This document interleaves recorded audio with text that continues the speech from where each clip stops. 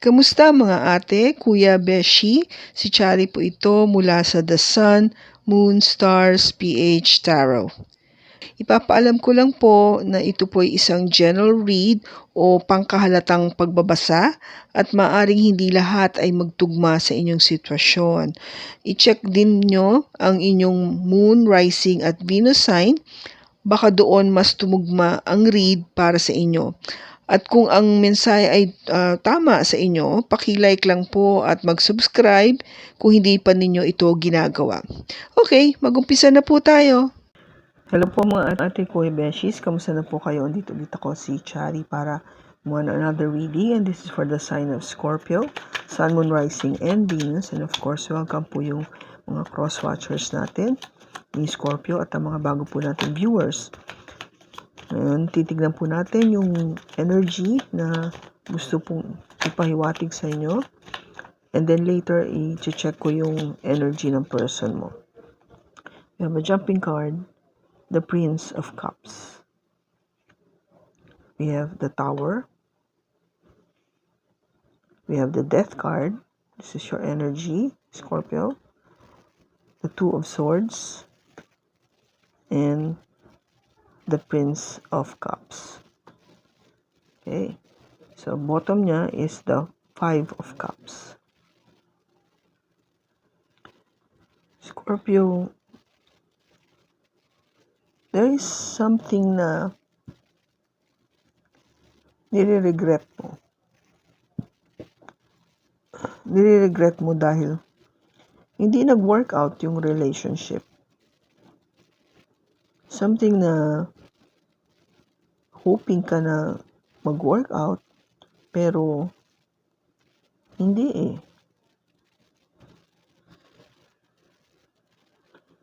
Sana ka mo na workout nyo nga, na nagkaroon kayo ng magandang pagkokooperasyon. Willing ka naman to take that risk with this person and have a new beginning in love. Pero parang hindi nangyari yung new beginning. Even if you're willing to take that risk and be a fool, willing to do everything para maging in harmony kayo or magkaroon ng cooperation between the two of you. Hindi eh. Something went wrong, kaya you're having regrets. Kasi yung first energy mo dito, Prince of Cups, is a message of love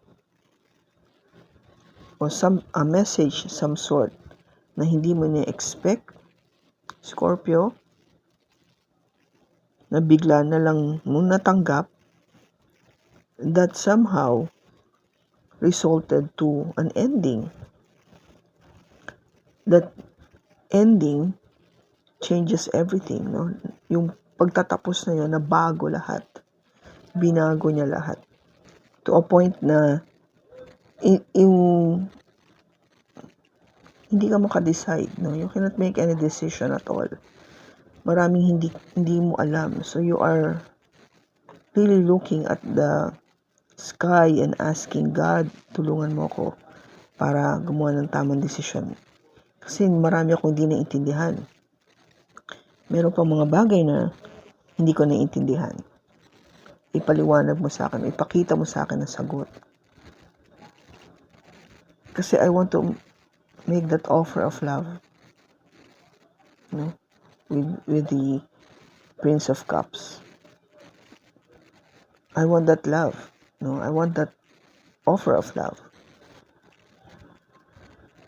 Gusto ko siya, and ayoko siyang mawala. That is how I'm feeling, Scorpio. Kasi nung something had happened, kasi nagkaroon ng tower moment, nagtapos yung relationship, talagang ni-regret mo to eh. Nanghinayang ka. Kasi hindi mo akalain na mangyayari to o mawawala siya sa'yo. Okay? Kasi, alam mo eh, I mean, you love this person. Gusto mo siya eh. when nag-offer na siya ng love sa'yo, talagang something na hindi mo na-expect, but you like it kasi bakit mo pinag-iisipan? Let's see. Ba't andito yung Tower?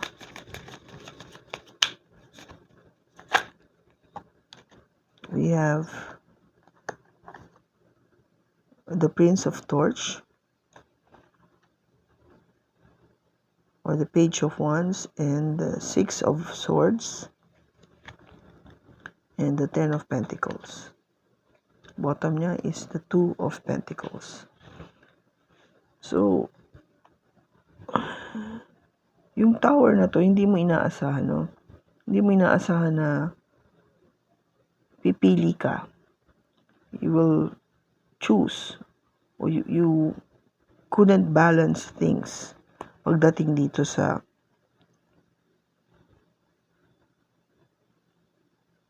nararamdaman mong passion at pagdating dito sa future na sinasabi mo na siya na yung lahat-lahat, no? Yung lahat-lahat na hinahanap mo sa isang relationship. Parang nagulo lahat yun, na-disrupt lahat. Kasi this could also mean that if you have already a family, Scorpio, parang nagulo Nagulo yung katahimikan ng pamilya mo. Nung nakilala mo tong person na to. Because maybe there was something different with this person. Yung na-feel mo passionately. Kaya parang dahil doon, may natapos, no? But andito yung Death card. We have the Princess of Swords, the Nine of Wands, and the Empress. Bottom niya is the Two of Wands. So, you're trying to decide kung ano na bang gagawin mo. There are two. Dito ba? Yung Two of Swords nga natin, di ba? Try to make that decision. And you're trying to see kung saan kang path pupunta. Ano na? Saan ako pupunta? Ano bang gagawin kong diskarte rito? Ang namatay o nawala is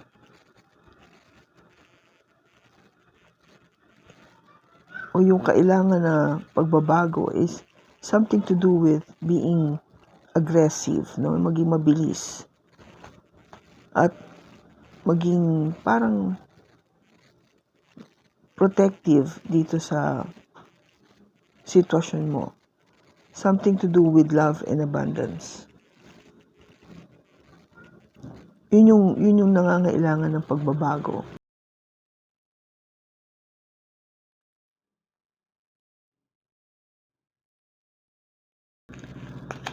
But andito yung Two of Swords. We have the Devil.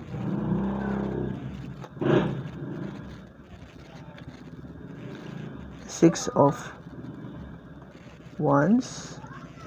And the Nine of Cups. Bottom niya is the Hierophant. So, itong relationship na to, if you are married, sabi ko nga, kasi andito yung Ten of Pentacles. Your marriage or yung relationship mo, hindi ka makadecide. Kasi kung anong gagawin ko dito sa person na to. Kasi you're being tempted, no? May temptation to pursue this relationship.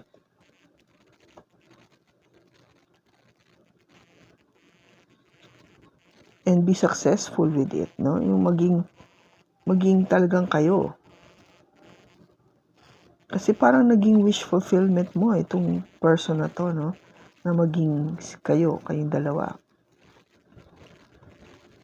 But andito yung Prince of Cups.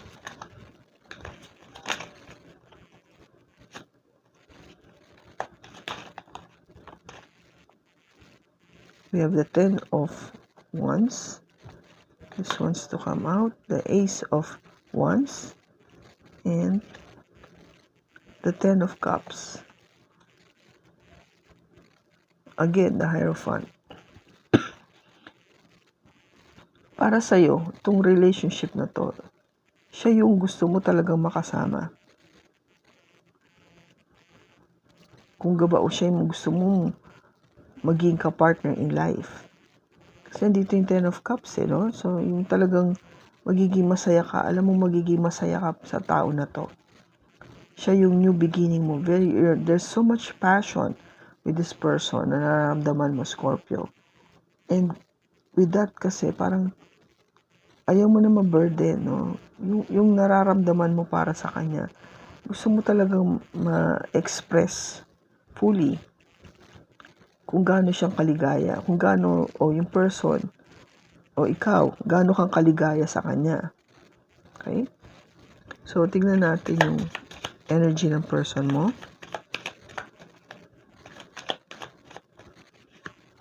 We have, again, the Hierophant. Okay? So, Hierophant sa person mo, Hierophant sa'yo, Scorpio. So, this is really something to do with marriage. The Fool, Aries energy, Seven of Wands, Judgment, and the Knight of Wands. Bottom niya is the Three of Pentacles. So, yung person mo, Scorpio, if this is your partner na in life, kasi pareho kayo may Hierophant eh. Pareho kayong merong, kung gaba, either meron kayo parehong pananagutan na, you're both married, or kayo yung mag-asawa. Okay? Or you're the one in relationship. Now, kaya nga, your person is willing to act as a fool, no? Take that risk. Kaya, with you, kaya, kung gaba perong, ang tawag dito, nagiging very defensive siya o protective sa relationship na to. Kasi, para sa kanya, ang decision niya is really to, parang ano lang, yung in and out lang, yun ang decision niya dito. Ngayon, kung ikaw to, Scorpio, yun, ang nagiging energy niya is yung Knight of Wands na pag feel niya, andyan, pag wala. In other words, hindi consistent. Kung ibang tao to, no, sabihin yung person mo has a different partner or another partner, ang gusto niya kasi mangyari is hindi maging consistent dito. In other words, kasi parang yung attention niya, mabigay rin niya sa'yo. Okay?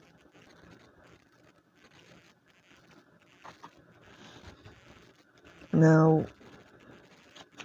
bakit andito yung Seven of Wands? We have the Eight of Pentacles, the Nine of Cups, and the Two of Pentacles. Bottom niya is the Four of Swords.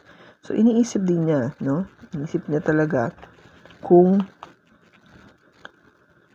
bakit siya defensive, kasi pinagtatrabahuhan naman niya to eh, na matupad yung wish fulfillment niya.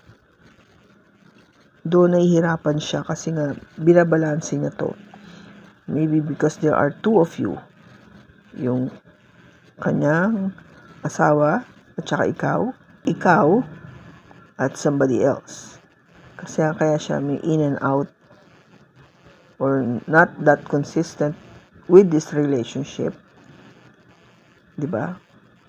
Kaya medyo hirap. At andito yung Judgment.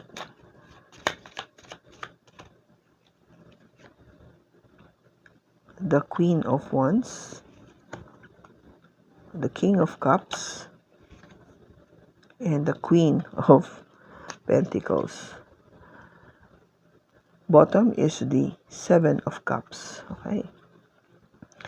So, maliwanag dito, Scorpio, na meron kang choice, no? You're given that option to choose. You're choosing between two people. Okay?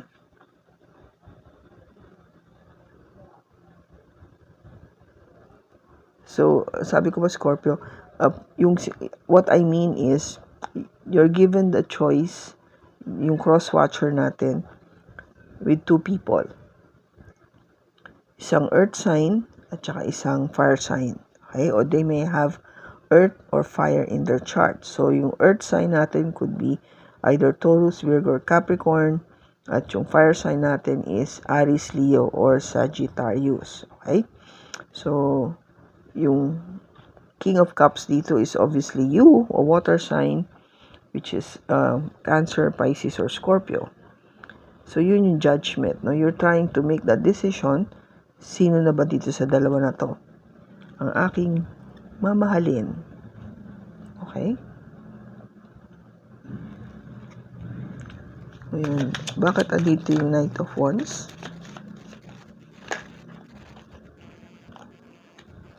We have again the Seven of Cups, the Three of Swords, and the King of Wands. Okay, bottom is the Six of Cups. Six of Cups kasi somebody from your past. So, ito, no, yung pinagpipilian mong dalawa is one of them might be somebody from your past or somebody coming back from your past.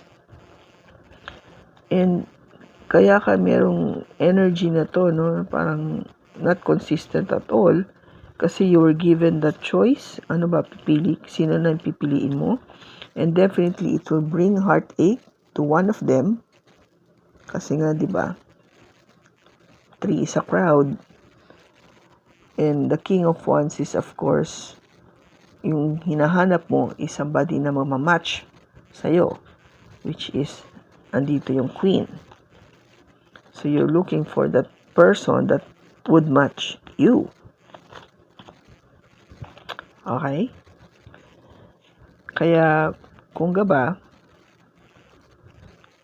I think you really need to study and, think very hard kung ano magiging decision mo dito kasi it's really about two people and hindi madali to choose. So, tingnan natin kung ano yung message o gusto pang sabihin ni Angel sa'yo.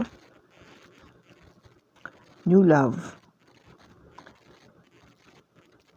Embrace an opportunity for love in your work, prospects, or for spiritual growth.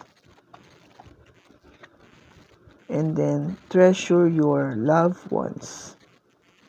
It is important to love others deeply. Be in the present and dream of the future. When we dream, everything is possible. Okay, so asa sa'yo na yan? Ano bang gusto mo? It's really your decision, Scorpio. Ano bang pipiliin mo? Kasi andito yung card ng pagdi-decide, no? Kaya nga sinasabi dito na this is your wish fulfillment. You wanted to be victorious about it, but you see that this decision o itong wish fulfillment mo to is something na very tempting. Maybe because nga there is already somebody in your life right now or yung person mo has already somebody in their life right now, kaya natitempt ka to be involved. But you should do the right thing. Okay? Gawin mo yung tama. Maybe there is somebody else coming in kasi may new love. Or this could be your new love. Okay? Something might happen. Bakit? Kasi willing to take the risk yung person mo to what? To defend this relationship. Okay? So, I hope nakatulong ito sa iyo, Scorpio. Maraming salamat sa pagsama mo sa akin sa pagbasa na ito. Sa susunod po muli, ingat ka and God bless.